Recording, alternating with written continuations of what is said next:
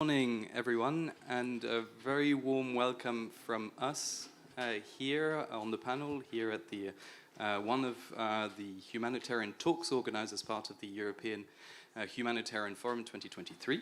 My name is Andrew Bauer. I work for the UN Office for Disaster Risk Reduction, Regional Office, Europe Central Asia, based here in Brussels. I'll be the moderator of this hour discussion, and we'll get started with a tremendous panel, and I'm just letting the last colleagues settle in. Please come in. There are seats at the front here. Front row for Najma.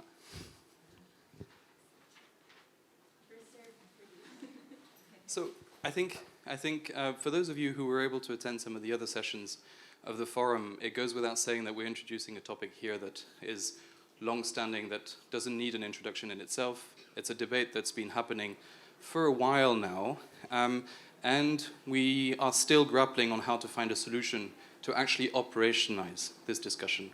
For those of you who were actually sitting in the previous conversation in the auditorium, I think it was called, we were talking there about the mitigation of climate-related disasters. And in that context, debates drifted immediately on Nexus, how to implement and how to do certain things in a more coordinated way. And I think we were just discussing, as a prelude exchange here on this, we saw the conversations drift back into the conceptualization of the topic. What do we mean by disaster preparedness? What do we mean by anticipatory action? Do they mean the same thing to some? Do they mean categorically different things to others? Do they concretize the division there is in the setup of our different instruments and communities? All these questions were brought up in the previous session. So for those who were there, I'd say you were at the perfect warm-up for today's discussion. But that being said, and more seriously, I think earlier in the forum, in the first day, we heard a number of high-level segments, especially in the plenary format, around the pledging, on how this Nexus component was systematically referred to. HDP was probably the most used acronym in that context. So I think this discussion today is extremely timely, extremely relevant to maintain it on the agenda. We can always hide behind the fact that it needs to be operationalized, so let's move on with it and continue. I think it's important that we continue bringing that to the fore and seeing how, from different perspectives, we're seeing it operationalized in our activities. We are very glad to see that from the humanitarian side of things, certain key donors are pledging considerable contributions, 5% from Germany for anticipatory action in 2023. These are fantastic dynamics that work in the right direction. But again, this morning we heard, and I'll be a little bit provocative here, we're sort of amongst friends, that we heard again that we need guidance. We need to understand, where is it disaster preparedness? Where is it anticipatory action? What is Nexus? Is Nexus also something component that links to other sectors, other policy areas? We have some insights here today as to look at this. And of course, we'll finish with an insight into how all this has to be, of course, operationalized and looking at it from a more localized context.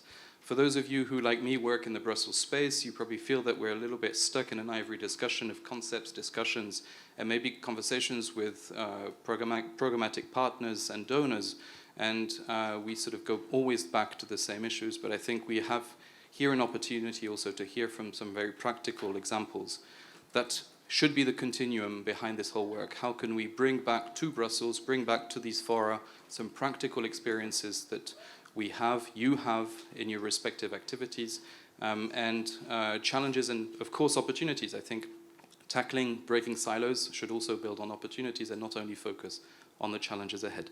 With that being said, I'd like to introduce a fantastic panel we have here today. You've seen that we've kept the screen blank. It doesn't mean that we're offline. There are some people following on the stream. So when we'll come to the Q&A, you'll have a microphone. I'll please ask everyone to use the microphone, otherwise people on the online space will not be able to hear you, even if it is a little bit loud in this small room for us. But please think of those online following us today. So as I said, we have a fantastic panel. We'll hear from each of our speakers, and then we'll turn to you. The room is not necessarily set for a conversation, but we'd like to encourage you to exchange. Raise your thoughts, raise your comments.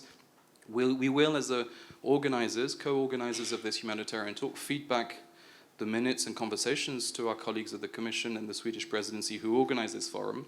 So at the very least we can do, if we have small, humble contributions we can make, please feel free to use this space to do so. So let me introduce our speakers. I'll start from the far left, or your right. We have Cecilia Ipira, who heads the Disasters and Conflict Branch at the UN Environment Programme. In the center here, we have Mr. Ronald Jackson, who heads the Disaster Risk Reduction and Recovery Team in the United Nations Development Programme. And last but not least, we have Ancherina Grace Talavera, who is a program manager for Eco Actions for CARE Philippines. So we will go in that order. We'll hear from each of our contributors who will hopefully trigger some thoughts in how you see things and how you may want to react. So please collect some thoughts and collect some ideas.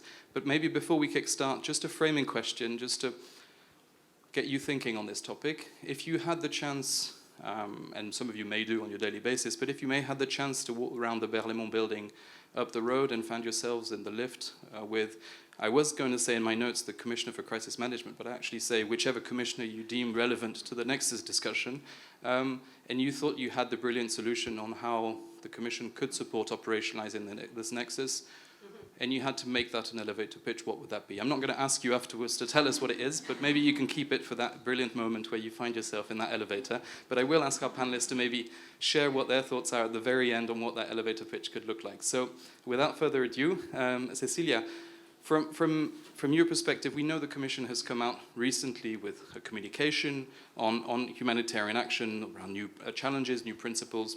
There's some great work that's been pushed by the Czech presidency of the Council with some Council conclusions on triple nexus, linking it to climate security. We heard the Spanish presidency will look at this triple nexus process itself. In all that context, from UNEP's perspective, could you share some successful examples of how we can risk-inform humanitarian action and in which climate and environment considerations coming from your specific background and agency's portfolio are central to central to the operational measures that are taken in that humanitarian context. Over to you. Thank you, and thank you, colleagues, for joining this morning. UNEP is not a humanitarian agency, I think, as all of you know very well. It's also one of the smallest agencies within the UN family, if I may use that word. You know, you're smaller? Okay. But I just came from Ukraine, actually, last week. And for me, it was very, very evident that one of the silent victims of war, conflict, disasters is environment. But it's not necessarily the most priority when we talk about humanitarian response, is saving lives. But in the longer term, environment plays a big role in risk reduction, in providing for affected communities in rebuilding their lives, but also how we respond to people in need can have an impact on the environment. So environment for us is very, very critical in that regard. I started by saying, UNEP is not a humanitarian agency because we need the humanitarian agencies to work with us for us to be successful. I cannot go to Ukraine or Iraq and say, give me resources to do humanitarian. That's not my area of work. But how can we complement? How can we join up with you to make sure that we have an impact? So one of the mechanisms that we have is a joint environment unit that sits within OCHA, precisely to make sure that we are able to influence humanitarian response. Why not have a joint program with a humanitarian actor? This mechanism, when you have an emergency, and we're all familiar with UNDACs. Please don't ask me to explain what UNDAC is, because I can't remember. But it's basically a UN team that's deployed, like the first responders, to understand the needs before you have a longer follow-on humanitarian response happening. We have now a system where any UNDAC deployment has an environment specialist. So that right from the start, because before I also worked in the gender sector, where it's always like, oh, we're in an emergency, gender is not a priority right now. And you get a similar reaction with the environment. And it's like, no, environment has to be part and parcel of the first influence, the first action that we're having on the ground. Now, has that worked very well? Yes and no, it depends who you ask. I think we're having this conversation because we see that there's still gaps on humanitarian development nexus, and that's why we're having this conversation. We have been able to influence in the sense that when we're doing humanitarian response, we are already asking, has there been a pollution happening that's affecting human health or affecting the environment? We're looking at waste management issues, which is, again, one of the most important, like, for example, in Ukraine, we have seen huge amount of asbestos up in the air because of the destruction of the unshelling of buildings. How do you make sure that the important work we are doing on humanitarian response does not actually expose communities even to further pollution, for example, especially in the long term? So this is where the direction we are going. Now, I'm saying, does that work? Not always. We are in a situation now where every UNDAC deployment, we have an environment specialist. We are also in a situation where sometimes without even the UNDAC deployment, we provide environment specialists to the resident coordinator system. So we were very comfortable that this is actually very well established until Turkey happened. And again, the issue was, oh, it's an emergency. Right now, it's so severe, environment is not, we can deal with this later. So you make 2 steps forward and then 5 steps back. We have also worked in places like Iraq, where we have collaborated with IOM, in terms of moving from shelter to providing long-term housing for displaced community because of the war. And here again, it's working together with the government, IOM, with us by providing the assessments, environmental assessment. What has been the impact of the environment, of the war on the environment? We saw in Iraq, for example, that huge amount of hectares are polluted by debris, which is important for agriculture, which is important for people who are displaced. So as part of moving from short-term shelter to long-term shelter, we have been working with the government, with communities in circular economy, working with the engineers to test the strength of the concrete, for example, for recycling. We are using that for roads for construction. We are using that as part of the concrete mix to rebuild the homes. I'm just giving you a quick snapshot of where has this also worked. In terms of, we have the system in place to work with the OCHA to address this, but also on the ground, we are, again, partnering with communities to actually do this on the ground. Lastly, in Somalia, this is a whole different pitch now. This is a conflict situation where UNEP is partnering and providing technical advisory support to UN peacekeeping missions. That's a whole different actors that we don't tend to discuss actually in humanitarian response, but they have an influence in our intervention on peacekeeping has an influence on humanitarian action and has an influence on long-term development as well. And so here we're embedding expertise within the UN peacekeeping mission in ensuring that they are understanding, especially in a place like Somalia, what are the nuances of conflict at the community level, the herders fighting with the farmers for the same natural resources and creating new conflict. In a country already, at a larger scale, there is no real government actually guiding peacekeeping, response, and long-term development. So this is another frame where we have climate, environment, security advisors working with peacekeeping, working with the resident coordinator on the development work to make sure that the issues are being integrated. Thank you. Thank you very much, Cecilia. And please, let's acknowledge.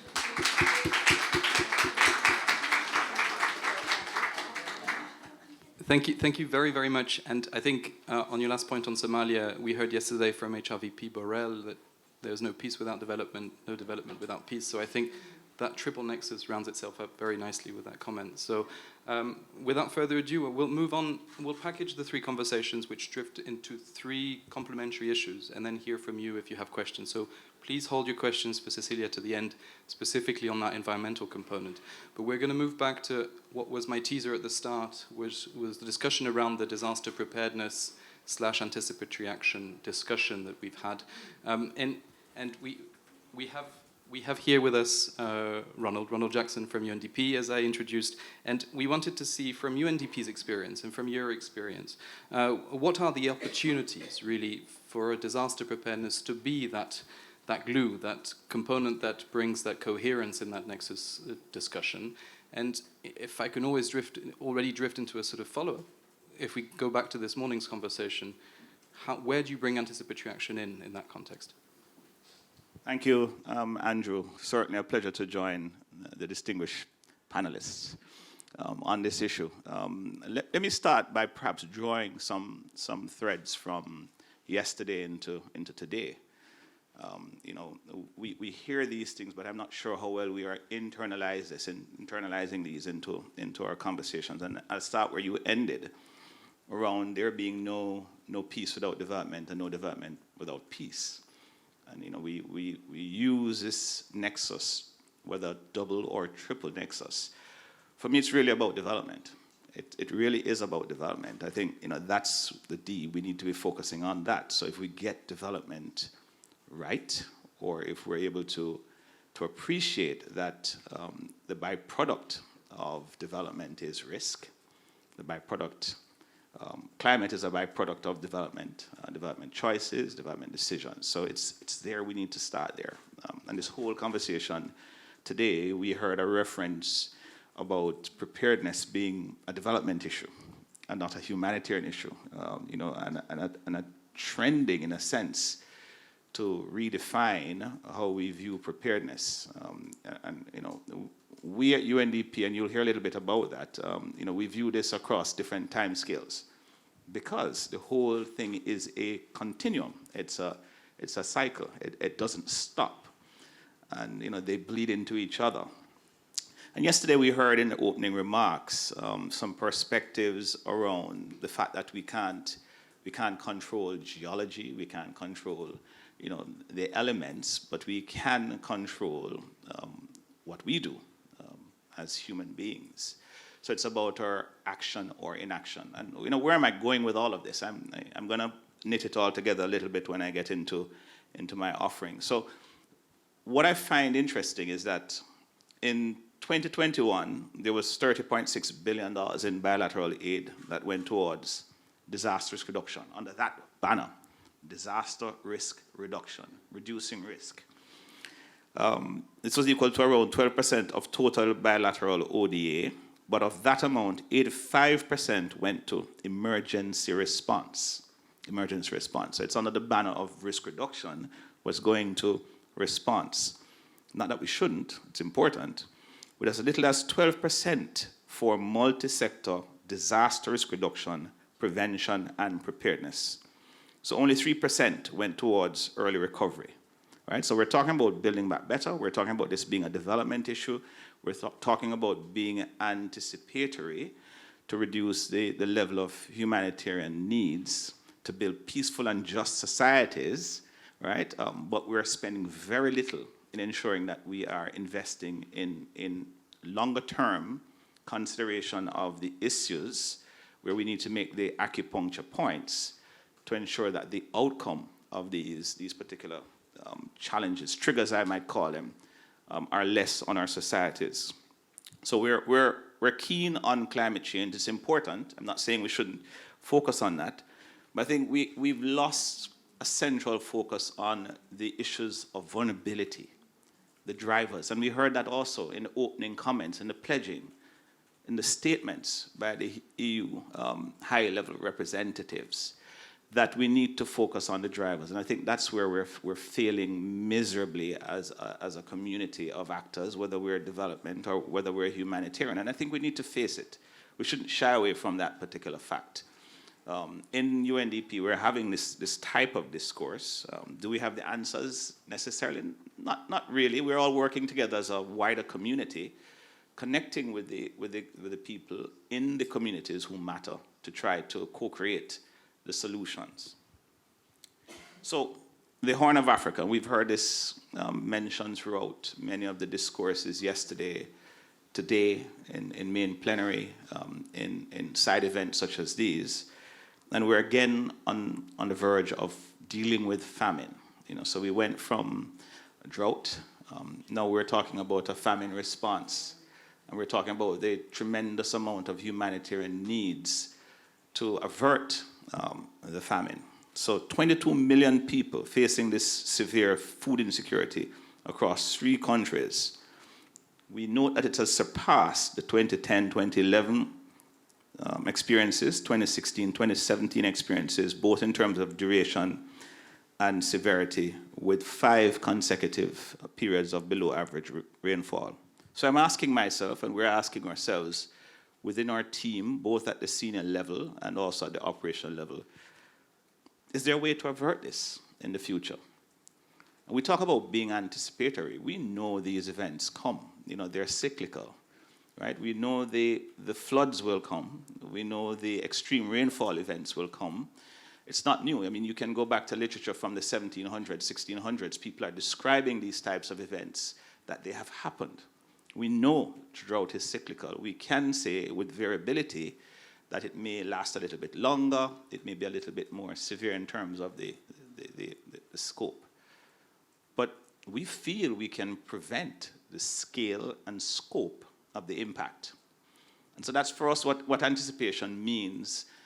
If we're talking about it from the point of view of preventing, mitigating, if we're talking about it from better preparedness, if we know the events come, then the question is, what do we do about it? And when do we act? What are the time scales we need to consider in making these types of interventions? So I believe so, and in order for us to do this, we have to be very clear that we understand the complex nature of vulnerability and the interconnected risks that we're dealing with. So here we're talking about managing risk, and it's a simple equation for us. We say it every time, but I don't think we appreciate the simplicity. Risk equals vulnerability times exposure divided by capacity. So if we're talking about being truly anticipatory, and we're talking about this nexus issue, it's about when do we take the steps to reduce the vulnerability, to reduce the exposure, and build capacity. Certainly it's not on the onset of the famine or the drought. It can't be. So can we find particular acupuncture points where we can make the type of investments very early on, simply because we know in 3 or 4 years the drought is going to come? Where do we need to make these acupuncture points that then ensures that people are less vulnerable when the event happens, and then we retard the time frame between when this scales up to a particular famine? So it's about creating multiple futures and choosing which is the right point of investment. What are the winners? And that's what we're working on at UNDP. We're trying to move from a reactive approach to the management of risk to a proactive approach to how we view risk. And so we've coined this term risk anticipation, which is where, we've heard yesterday this challenge from the German representative. Can we make anticipatory action something that complements or that drives resilience? And that's where we are as UNDP. Not alone, we're working with our colleagues in UNEP, FAO, but more primarily with those at the local level, IGAD, the African Union, and others, to really look at this thing. Because as I said before at the beginning, we don't have the answers within the UN system, but collectively we do. Collectively, we put our minds and our thoughts to this particular issue. So this is about governance. It's about how we ensure that within governance we're understanding the systemic nature of these issues, bringing a systems lens to understanding how the different components are interacting, and utilizing tools that have been existing for a long time, hindsight, foresight. So UNDP is investing quite a bit in this particular type of infrastructure to take a different approach to ensuring that as a development actor, we are seeing where we need to make these particular acupuncture investments in this particular approach. So this is part of what we call a risk-informed development approach, recognizing that decisions are not necessarily linear, but there are multiple futures that can occur by or human action or inaction. Right? So if we don't do this, what comes out at the end? If we do this, what could potentially come out at the end? And where do we then take a no-regrets approach to make that type of investment? So quickly, let me just walk through what UNDP is doing in that regard. At the global level, we've completed a global horizon scan of signals and trends that set the pace for our current development landscape. So you will see perhaps in the space, global space, UNDP's Signal Spotlight 2023, which is helping us to be a little bit more anticipatory as a development organization looking at longer timescales. At the regional level, our team in Asia Pacific, they're engaged in the anticipating risk and uncertainties in Asia Pacific and doing a hybrid horizon scanning report. And at the country level, our team in the Pacific office is partnering with Vanuatu, the Ministry of Internal Affairs, to future fit strategic planning for development in Vanuatu. And in this context, this is involving harnessing the inherently forward-looking indigenous traditions and mindset of Ni Vanuatu communities and combining this knowledge with new approaches and innovations. So, anticipation is not only useful to craft development choices, but for providing forward-looking approaches that are equal, valuable, both in humanitarian and peace-building settings, but allowing us to look at future scenarios. You will, by virtue of my offerings, understand that in UNDP we're quite passionate about this particular issue. And we're hoping to bring all of our colleagues in the other UN organizations and the community level with us on this particular passion, this exploration, this journey, because it in fact is a new way of doing things. Right? We've heard in all of the global fora that we're missing the Sustainable Development Goals, we're missing on the climate objectives, we're behind on the Sendai framework of implementation. So it can't be business as usual. It can't be that we are continuing with our approach. We have to then decide to consider how do we act early? What does that really mean? Does acting early mean preparing, as our German colleague said, for the onset of the event by anticipating and acting? Or is it recognizing that we can anticipate that these events will come? What we haven't done well is deciding when is early? When actually is early? Is it a 3-year, 5-year time scale? Is it 6 months before the event? Is it 2 days before? It's all of the above. It's all of the above. But we've not done a very good job in doing the sort of longer term timescales. I'll stop there and invite certainly questions later on. Please.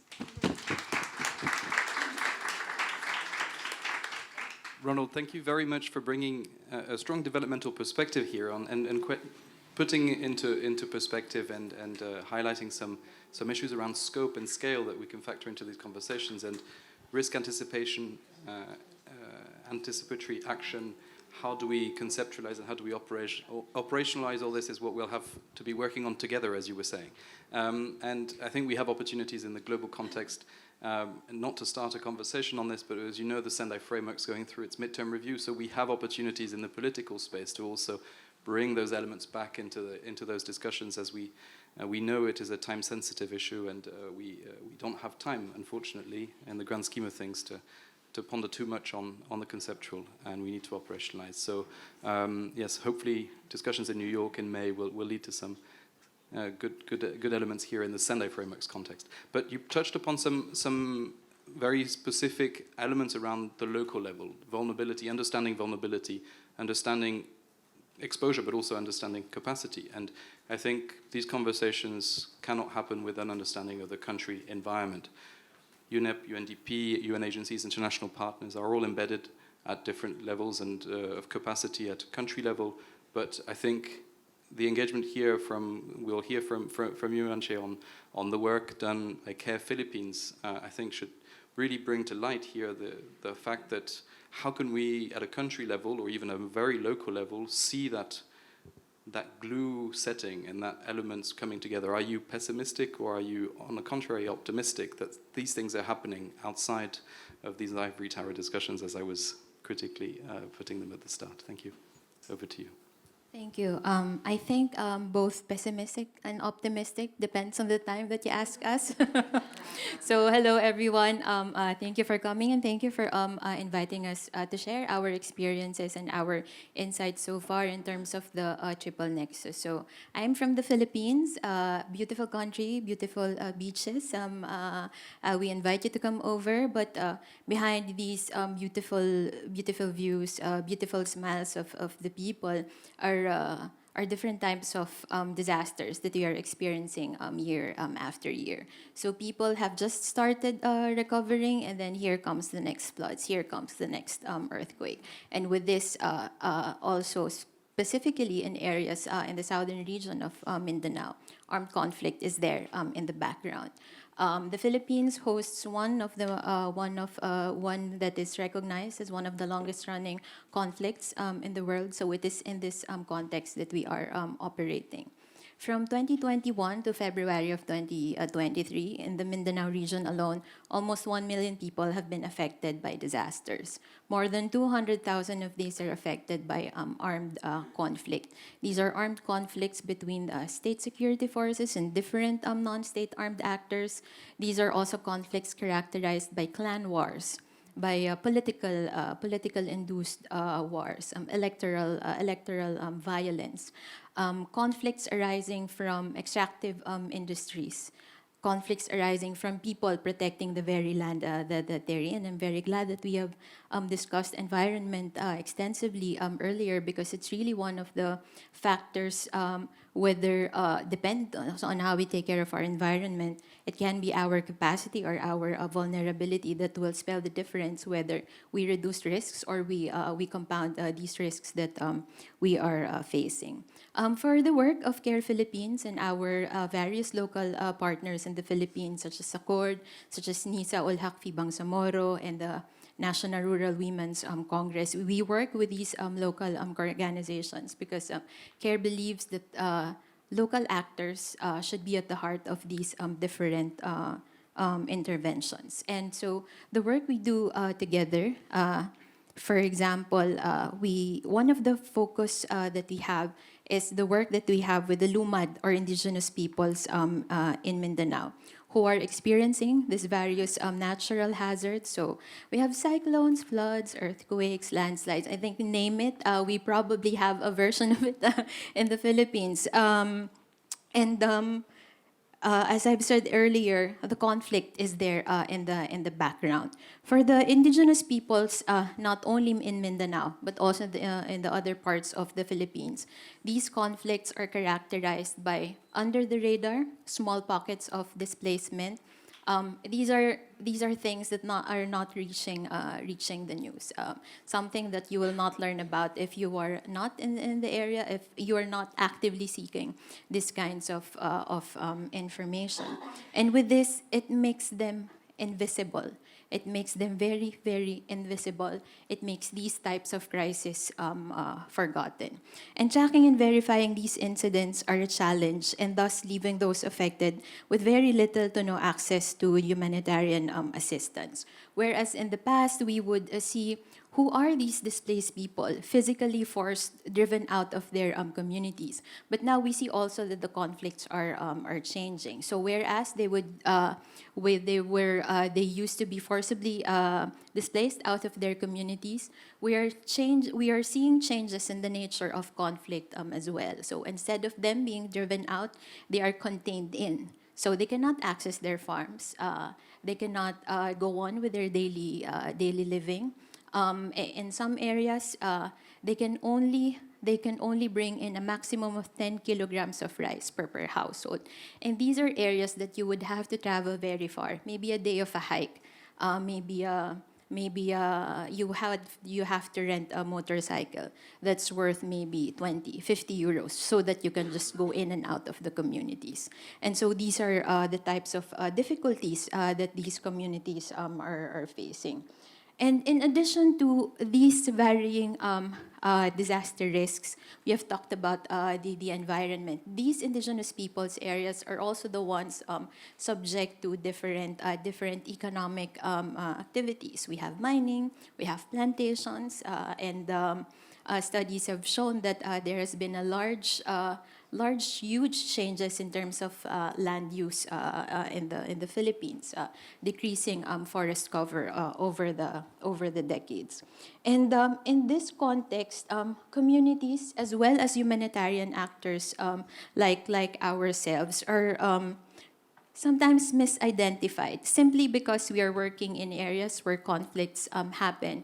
We are misidentified or we are wrongfully tagged as sympathizers of these different groups working in these areas, making the humanitarian operations more complex and even making it more complex if we talk about peace building, if we talk about development initiatives. And I would certainly agree with our colleague here that development should be at the core of it. We could respond all we want, but if we don't look at development that serves the benefit of the people, then that's all we will talk about, humanitarian response, day in, day out.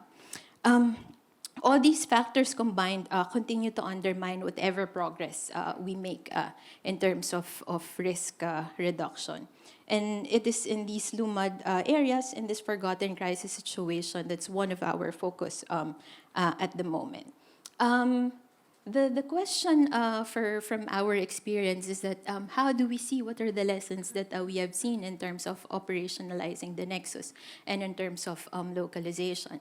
And I think for now we have even more questions than we have answers because we ourselves are still navigating this. Our experience is consistent to what you have mentioned earlier, that at different times, but mostly there's more resources if it's response. There's less resources for disaster preparedness, but even less, say for example, for the environment, for risk-informed development planning and intervention. It's a continuing challenge that we continue to navigate as well, but it's not all bad things. We make lessons, we learn lessons along the way, and from then, what then are the experiences and lessons that we can take on applying the Nexus approach and context analysis and joint planning? With the context that I have shared earlier, one is that we need to have a continuing active assessment of the situation on the ground. Monitor where help is needed, helping us focus on last mile communities where assistance is wanting and thus most needed. We do this through displacement tracking in collaboration with our consortium partners and with protection monitors who are community members, who are volunteers on the ground. And we try to keep track not only of those displaced, but also those suffering other consequences of disasters. Two, and is related to risk-informed development, is our approach that we call the integrated risk-managed approach to context analysis. For us, integrated risk management is bringing together disaster risk reduction, climate change adaptation, and ecosystem management and restoration. When we look at the context, we talk about disaster risks. We look at vulnerabilities. We look at environmental degradation. We look at climate risks. We cannot talk about one without talking of the other. It will not make sense. So when we attack these context analysis, we have to consider all of these things. We certainly know that these factors exacerbate each other, And when we look at context analysis, in our projects, oftentimes we are constrained by specific locations that we are covering. But for us, one of the lessons that we have seen is that we have to look at the larger landscape. We have to look at entire river basins, at entire ecosystems, because we need to recognize that risks do not respect geographic boundaries. They do not respect political boundaries. And it's up to us to facilitate how we put these different different actors together so that we can make a comprehensive context analysis, which will then inform our different actions. And I agree that we certainly need to look at vulnerabilities, but we also look at communities' capacities, which is equally, which should be given equal importance, because these are the building blocks that should be used as foundations on which humanitarian development and peace-building interventions should be anchored upon. Capacities are not wanting in these communities. They may not have physical resources, but they have the knowledge, they have the drive, because it is for their good that they are doing these. We have indigenous knowledge systems on early warning system, sustainable farming practices, forest management and protection mechanisms, local conflict resolution practices, peace-building narratives. These are there. We need to harvest these capacities so that we can help them convert these into solutions by which we reduce risks. And context analysis must be done and understood by the communities themselves. And of course, us different actors who are working with them to reduce these risks. Our very big role is to facilitate this context analysis, help people gain the right knowledge, have access to right tools and the right information so that they themselves can do it on their own. Because we come and go, our projects come and go, our money will come and go, but it is them who are at the forefront. They are the frontliners, and they are also the last to leave. And they never leave. These are their communities, no matter what risks they face.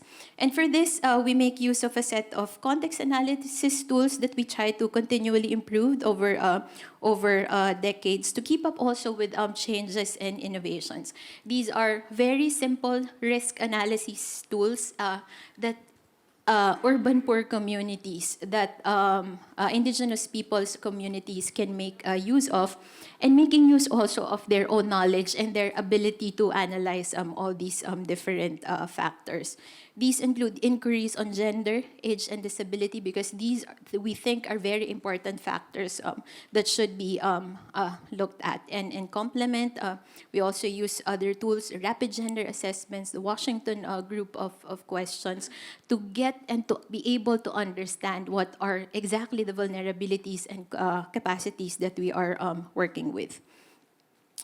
Context analysis is enhanced through delving deeper into the situation of armed conflict and looking at its drivers and how these contribute to its perpetuation and aggravation.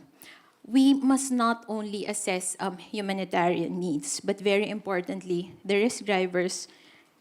And context analysis is not a one-time activity. Not that we have a project, we do it now, and then we leave it at that. It is continuing, it is cumulative, and it is necessary to make sure that we do interventions that are sensitive to the situation, and that we truly address the risks, and that we do no harm. In terms of joint planning, because we use the integrated risk management approach to context analysis, then we apply the same principles to planning and implementing these different initiatives. For our case, the IRM lens has helped us and our partner communities and local governments to determine what interventions to implement and how. And these will apply from humanitarian to development. When doing livelihood interventions, even in the context of emergencies, it helps us and the communities determine what livelihood interventions are appropriate.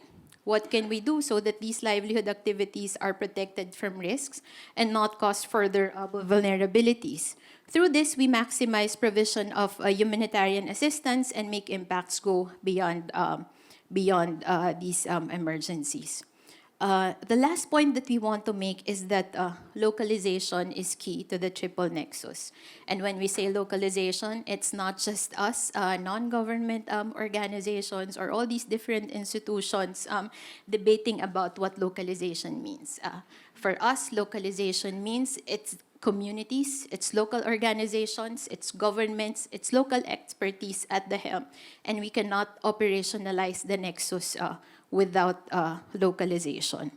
And for us, localization entails engaging, recognizing the capacities, and having equal and equitable partnerships with various groups that we have mentioned earlier. For us, it is important that we value community participation, ownership, and empowerment.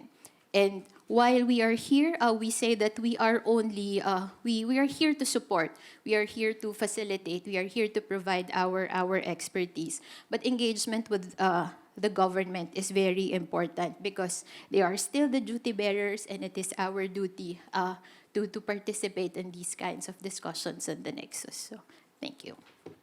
Antje, thank you very much.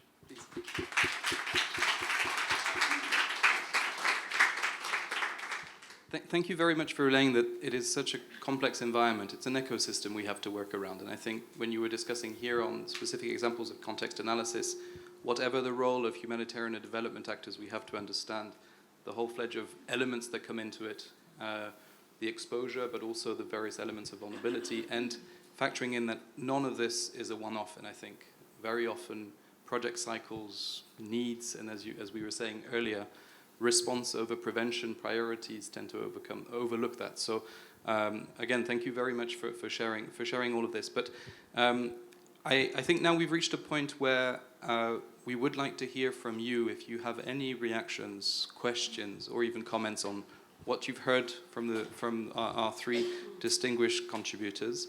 It can be short, it can be not too long. And please, if you can, maybe address the questions to one or different of the speakers. We have a colleague in the back with a microphone.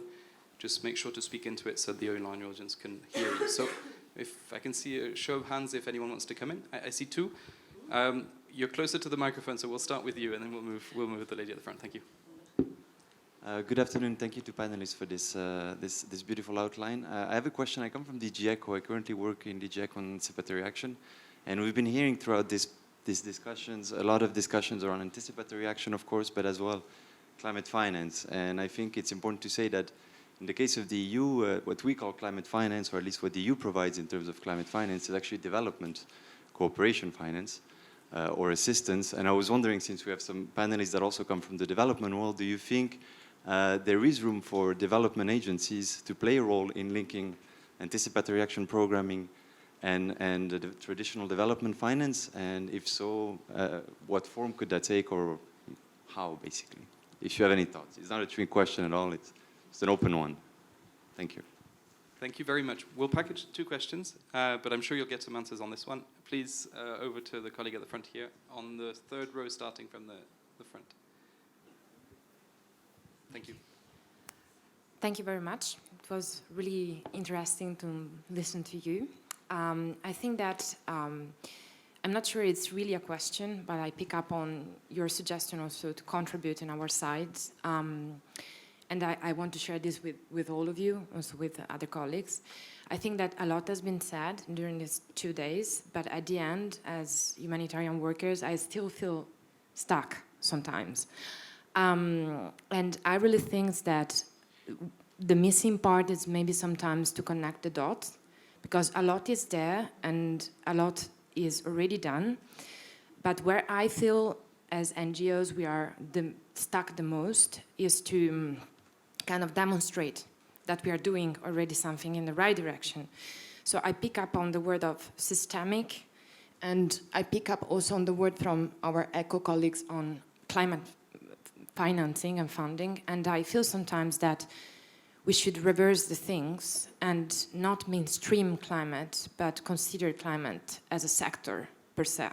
Stop mainstreaming and having the climate as one sector that could be financed, and where NGOs, UN agency has the flexibility to move and shift between humanitarian and development action. Because this will make the funding access easier for us. We are doing a lot on the field, for example, on the anticipatory action, all the programming around landscape and reforestation are both contributing to avoid a disaster, at the same time capture the water under in the aquifer and accessing drought. We have a lot of action that are already in development sector, but anticipatory also. And sometimes I feel we struggle to demonstrate to donors that this is anticipatory and we need the funds for it. And so we are often obliged to combine funds to have this multi-sectoral, multi-integrational programming. And yes, so maybe we should reverse the things. Thank you. Thank you very much for this very good reflection. I'll probably cut here and ask the three speakers to take it. They were not directly attributed, but maybe we can start from Cecilia and work back as we started the session. Thank you. Yeah, thanks for the question on the climate finance. I think we are all grappling, where does climate finance sit with humanitarian response and disaster risk reduction? And I think it will take time. For me, I think the new developments on loss and damage really opens doorways for stronger nexus between humanitarian response, climate resilience. The way I read the whole discussion on loss and damage is, at least maybe again coming from the UNEP perspective, our studies are showing that there are limits to adaptation. There are limits to how ecosystems can also adapt to climate change.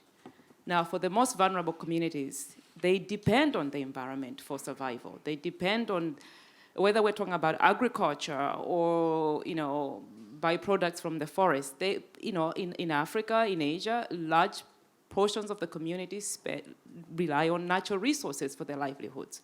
Now, if we are saying that there's limitations to adaptation, that is quite a scary picture, because it also means that there will be loss and damages happening because of climate change.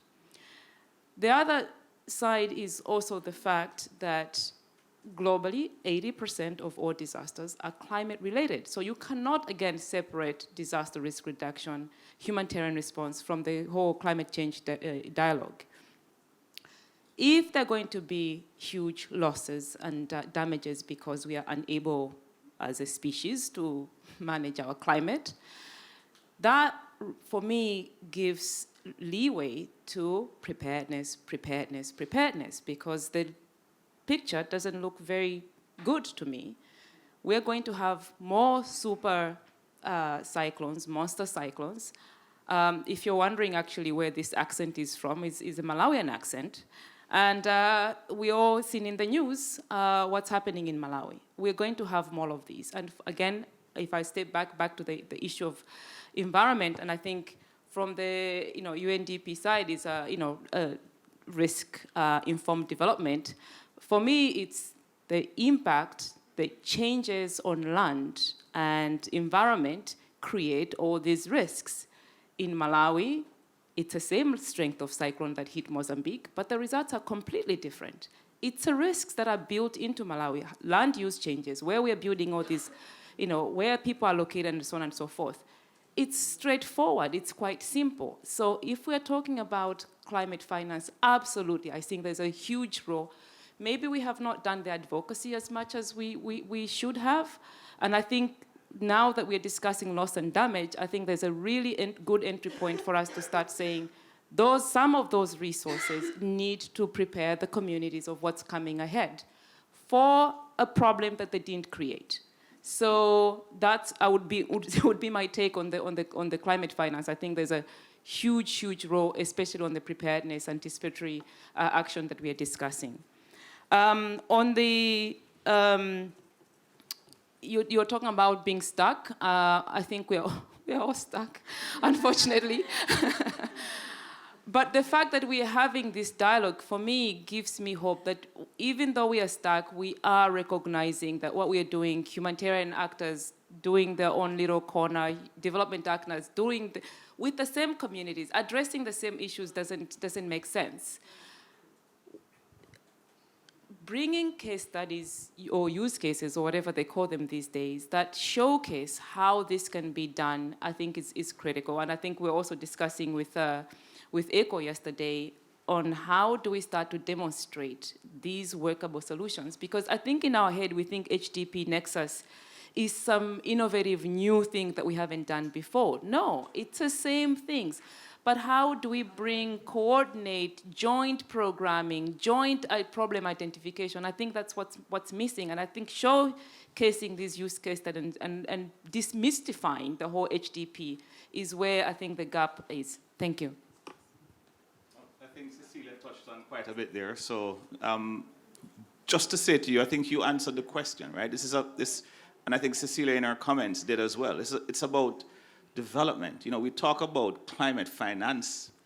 It's development. It's all development. And I think you talk about being stuck.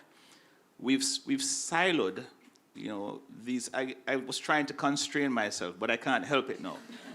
We've siloed the resourcing around addressing the fundamental issues to the point where now, you know, we're forcing ourselves to try to connect them, you know, and so we're saying, oh, we need to connect these things, but we've presided over the fracturing of these processes without a focus fundamentally on investing in the root causes. So again, let's go back to the high-level speakers yesterday.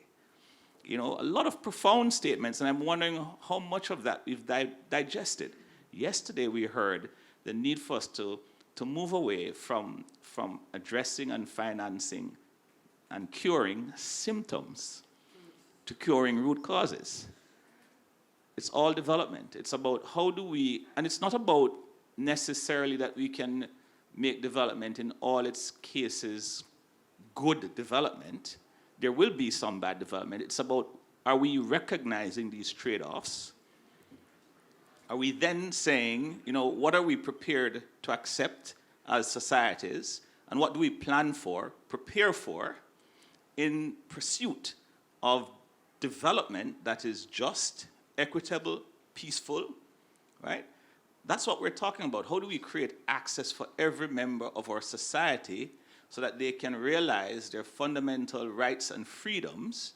Yeah, that's the whole point of what we're doing. In UNDP, I think we recognize that. I hesitated about saying whether we understand, because there's a journey to understanding. We recognize that. And so we're trying to work across all fronts, trying to go back to moving away, I think, and I think this is also why you're stuck, right? We talk about climate being a sector. It's not a sector. It's not a sector. Right? You know, we need to go back to understanding that the fundamental disciplines that we need to bring to address the problems are the real sectors. What we've done is we've come up with objectives: disaster risk reduction, climate change adaptation, peace building. These are all objectives, and we've created institutional silos around objectives rather than leveraging the real disciplines. So Cecilia said, a lot of the events are related to climate change. They are weather extremes that are sensitive to climate. We've had weather extremes sensitive to climate forever. But she also described fundamentally that issues were land use, you know, these are the drivers: how we treat the environment, how we manage land, how we provide safety nets and access to our societies where not everyone will have equal, in the initial stage, access to the fundamental economic freedoms that will make them less vulnerable. So how are we factoring them in the process? And this is where, when we talk about the nexus, people in the community don't see HDP.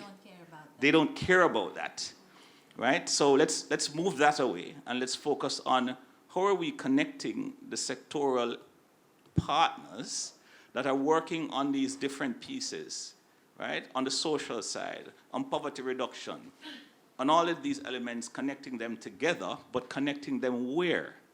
At the local level. So this issue around localization is very important, and we're stuck because the question we may need to ask ourselves, are we connecting these investments back into the institutions, whether at local level or a national level, which is where true development is really founded. It's not about what we do globally. It's in the communities on the ground where we have to build strong institutions that are able to dock our support as international actors. We're trying to do that on this Horn of Africa approach, right, where we've brought people from the humanitarian development and peace world, but primarily local actors in the Horn, to can we do it differently in this issue of famine? Can we act earlier? Can we plot a pathway where we can move our investments well before the drought or the famine? So we're starting that, I think, this week, Joanna, actually it's tomorrow. I'm welcoming the group tomorrow to really look at this particular issue to see, can we start to think differently? Where are the acupuncture points? And where could we move our development investments a little bit earlier up the chain? I'll stop there. Thanks, Sam.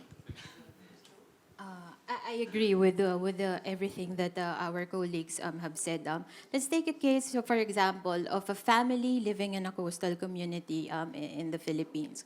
When typhoons are coming, when floods are coming, the usual things that we think about are how do they evacuate, where they will evacuate. And we spend a lot on shelter interventions after, shelter recovery, shelter repairs, because we have not addressed the very thing that is needed. There's no resilient housing. In the first place, they would not have needed to evacuate at all. So where's our investments in these types of development that will have a very big impact on the lives of the people? And I think it's one of the things that we really need to focus on. Thank you very much to our speakers. I realize we've come to the end of the hour attributed. I'm not seeing major waves at the back telling me that we have to close now, but I think it'd be a bit dangerous to reopen a set of questions, dangerous in terms of time management. So I'd suggest that we have lunch now, so opportunities to continue discussing this in margins. I don't know if I even want to give you a final word, because I think your reactions were already concluding the discussions. So maybe to finish on time, and unless you do want to share a final last thought, I would probably bring this session to a close. Ron, please. Just to challenge us to move beyond the conventions of how we've operated in the last decade. You know, I think we need to get out of our comfort zone.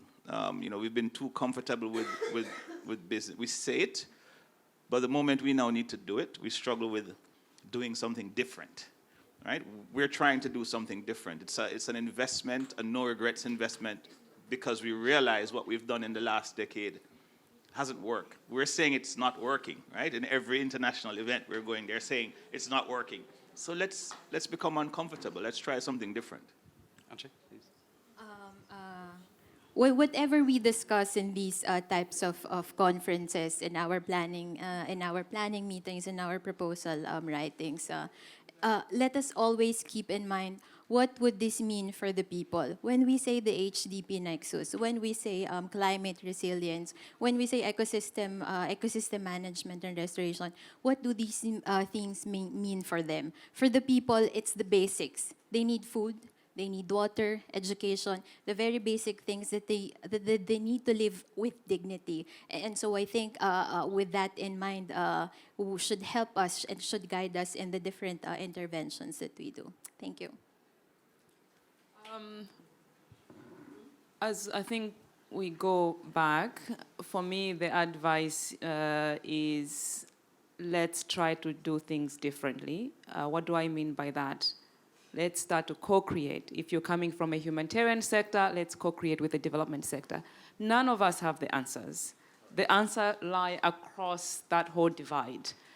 But I think also on appeal, sometimes I feel that the financing partners are also part of the problem. I think Ronald mentioned about, I remember when I was in UNDP going to ECHO and ECHO telling me, no, this DRR is a development issue. Go to INTPA. INTPA, no, this is a humanitarian issue. Go to ECHO. Nobody wants to take responsibility. So I think the issue you mentioned about let's document these issues. Let's advocate, let's bring the partners here who finances and give us the incentive by providing finance that straddles across these two chasms. Thank you very much. Thank you very much. So we'll have to, thank you very much.